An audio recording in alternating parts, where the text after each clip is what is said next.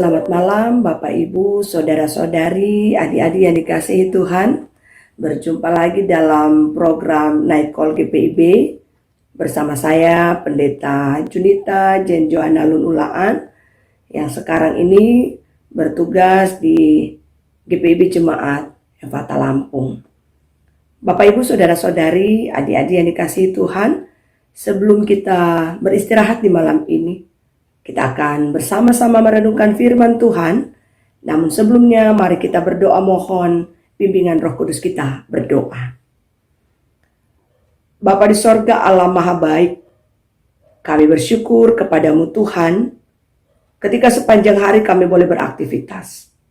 Tuhan yang berkenan menyertai kami, dan di malam ini sebelum kami beristirahat untuk melepaskan lelah kami atas segala karya aktivitas kami di hari ini, Tuhan, kami akan bersama-sama belajar dari firman-Mu.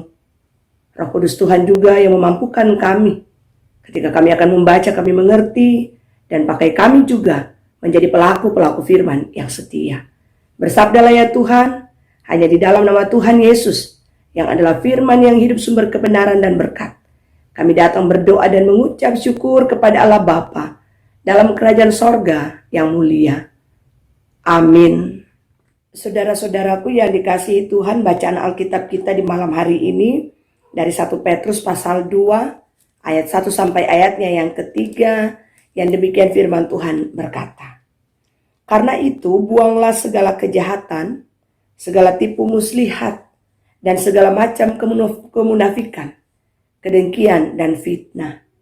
Dan jadilah sama seperti bayi yang baru lahir, yang selalu ingin akan air susu yang murni dan yang rohani, supaya olehnya kamu bertumbuh dan beroleh keselamatan, jika kamu benar-benar telah mengecap kebaikan Tuhan."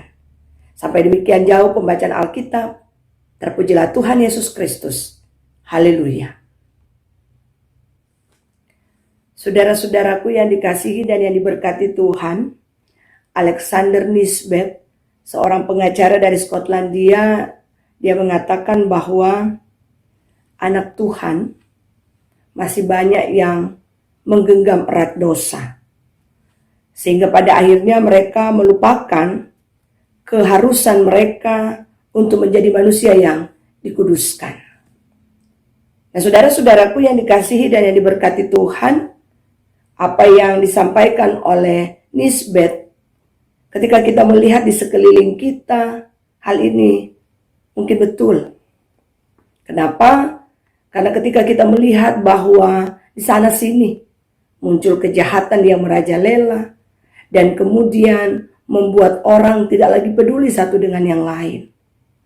Nah, saudara-saudaraku yang dikasihi dan yang diberkati Tuhan, kalau kita memperhatikan bagian ini, kemungkinan kita ada di dalamnya.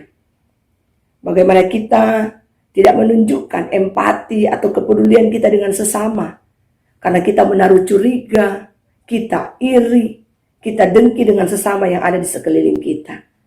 Nah, oleh karena itu saudara-saudaraku yang dikasihi dan yang diberkati Tuhan, nasihat Petrus di dalam 1 Petrus pasal 2 ayat 1 sampai ayatnya yang ketiga.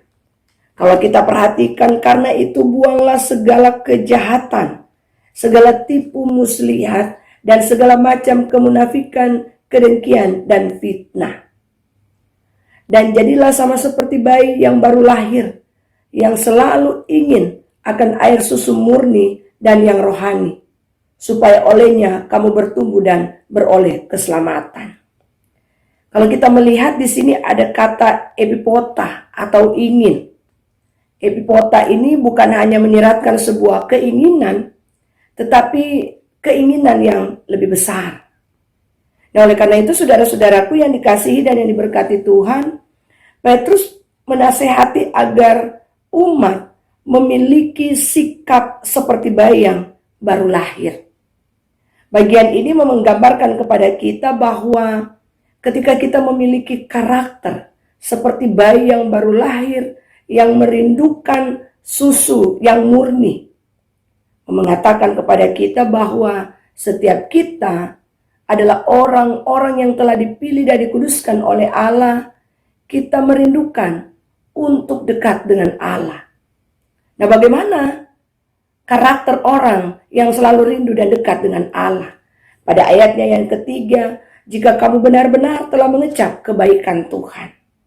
Bagian ini mengatakan kepada kita bahwa ketika kita sudah mengalami kebaikan pertolongan Tuhan, kita akan selalu ingin dekat dengan Tuhan. Nah, oleh karena itu saudara-saudaraku yang dikasihi dan yang diberkati Tuhan, bagaimana karakter kehidupan kita sebagai orang-orang yang telah diselamatkan oleh Tuhan? Apakah kita memiliki karakter yang selalu rindu untuk dekat dengan Tuhan, selalu ingin bersekutu dengan Tuhan, membangun relasi dengan Tuhan, atau malah kita membiarkan diri kita terjebak oleh dosa yang merasuk kehidupan kita, sehingga kemudian kita membawa diri kita terperangkap oleh berbagai kejahatan, termasuk dengki, fitnah, kemunafikan. Nah, oleh karena itu saudara-saudaraku yang dikasihi dan yang diberkati Tuhan, perikop kita di malam hari ini mau mengingatkan kita, sebelum kita beristirahat, apa yang sudah kita lakukan di sepanjang satu hari ini?